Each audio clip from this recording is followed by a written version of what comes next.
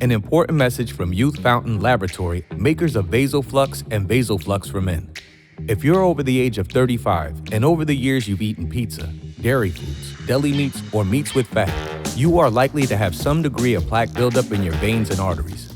This increases your risk of suffering a stroke or heart attack exponentially, and no one wants such a catastrophic event to occur. Introducing Plaque-Out. Plaque-Out is made of all natural ingredients proven to help dissolve clots in the blood, remove calcium deposits and plaque from the walls of veins and arteries, improve viscosity of the blood, improve elasticity of the veins and arteries, treat varicose veins, and prevent the reoccurrence of plaque buildup. For more information, visit Youth Fountain Laboratory at youthfountainlab.com or call 1-800-853-7856. And remember, to help unclog veins and arteries, get the plaque out.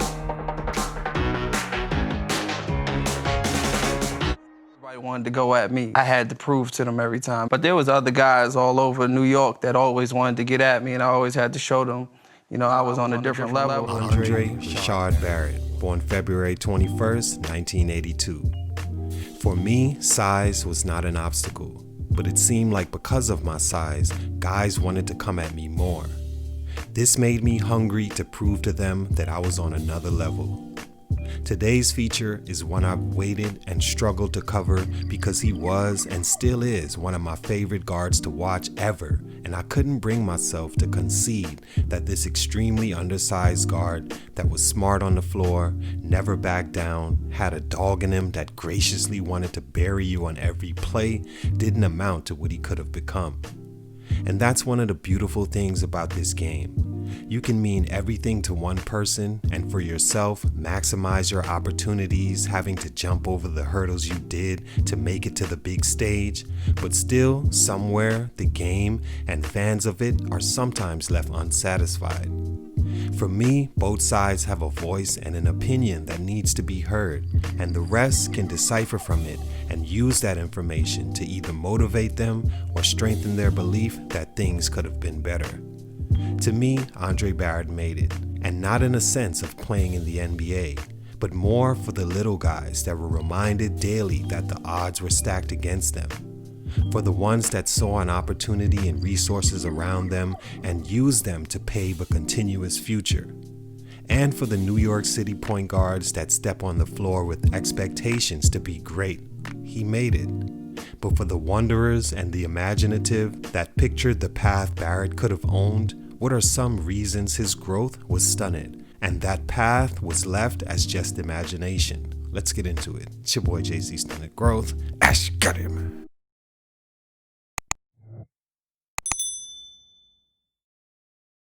Andre Barrett is a 5'9" point guard from the Bronx, New York, and he was a phenom in the city growing up.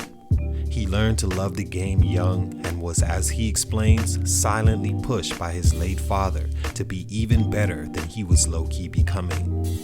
His father knew that Andre wanted to be the best and wanted his dad to know he was the best, so he'd do things like be chummy with guys he was in direct competition with, so Andre, who was always a person that could read others, would see this and be motivated even further than him being the smallest in the gym to dominate that guy. In typical tough father fashion, after the dominance, he'd look at Barrett and say to him, "You did alright," which was enough for Barrett to crack a smile and just enough fuel to be better the next time. At Rice High School, he was more than alright. He led the program to back-to-back city and state titles, was an all-conference and all-city performer in all 4 years, and McDonald's All-American. Wanting to stay close to home and play for Tommy Amaker, he decided to sign with Seton Hall. Stunt number 1, stature. Now, I'm one to never want to hold this against a player, but I've learned and understand that in this world, you can do anything you set your mind to if you manifest through your constant focus on that thing. If you channel those emotions of denial and constant disrespect into a strategy and work ethic, then your size won't matter. I also understand that you can't control the minds of others and how they were conditioned to view you. As a basketball player, no matter who you are, you're going to be put in certain boxes throughout your career, and it's up to you to wiggle out of those boxes and challenge the ones you see as better fits. One box that Andre was placed in from day one was the diminutive point guard box. This box comes with expectations and limitations not of your choosing, and sometimes unbeknownst to you.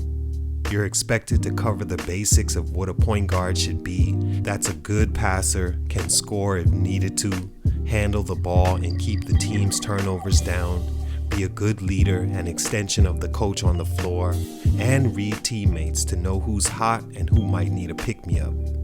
Those are the basics of that box.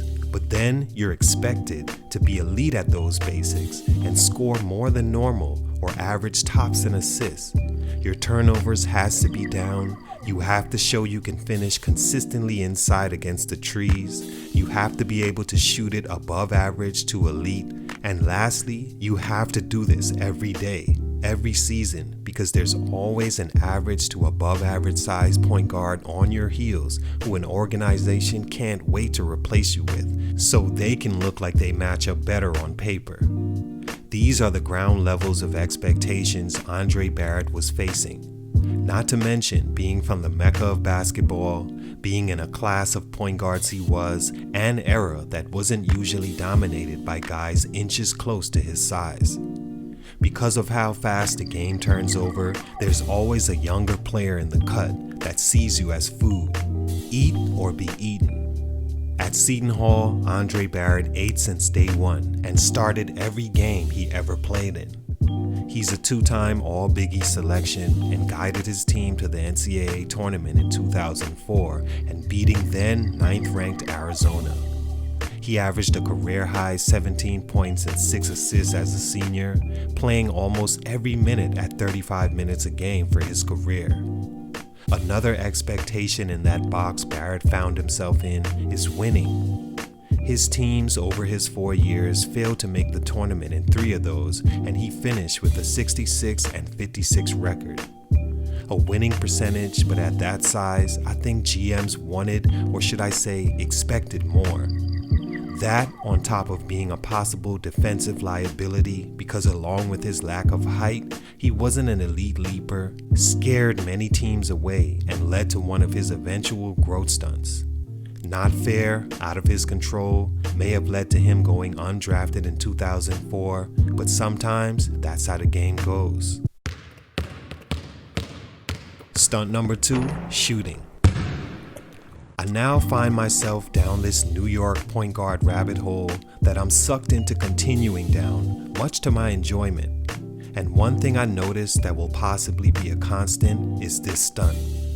For whatever reason, it seems New York and tri-state point guards learned how to dribble, got the oohs and ahs from the DJ on the loudspeakers at the park, and fell in love with perfecting achieving that feeling. When you meet an NY point guard, the first thing you notice is their bravado, unbashfulness, ability to stand out on any court, and also their highly developed skills handling the rock. Barrett is down a long list of NY point guards that can take you off the dribble at will and had the flashy pass in his bag to further embarrass you. But also, along those same lines, his shooting left much to be desired, on an NBA level at least. In college, he wasn't so bad, shooting 35% for his career with a high of just under 39 as a senior. But in the NBA, his shooting from the deeper range was a lot more inconsistent, and in my opinion is a huge reason he didn't stick. He played for 6 teams in 4 years and shot just over 24% for his career. Outside shooting in the early 2000s was becoming a strong focus of many teams' offense, and not being able to shoot it from deep and open the floor for everyone else creates even more liability on top of being small. Stunt number 3, elite gene.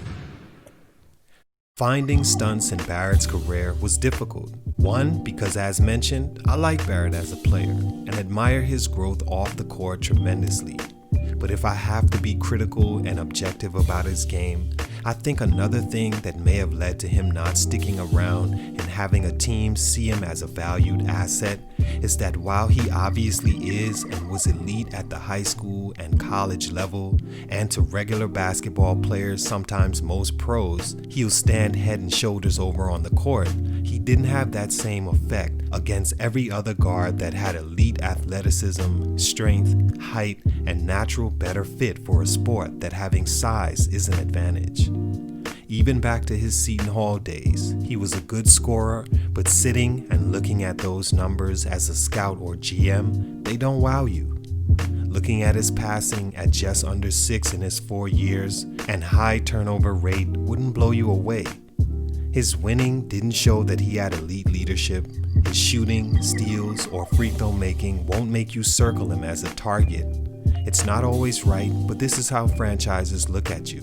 Most these guys haven't played a day in their life, so that paper means a lot to them and can be the reason you get passed over. Barrett, after going undrafted, did manage to sign on with the Knicks, who waived him in the preseason after 3 weeks.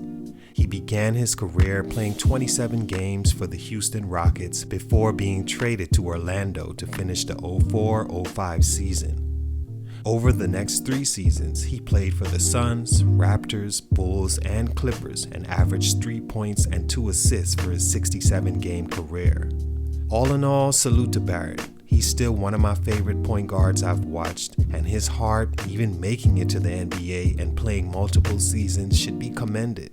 He would go on to play all over the world in places like France, Venezuela, the D-League, and in Spain, where he's won 2 league championships. As of 2019, he's worked with the NBA in developing its young elite talent, preparing them for their NBA journey. He's used the game to further his future and looks to continue doing so much respect. But for these reasons, his growth was stunted. It's your boy JC, Stunted Growth, and I'm out.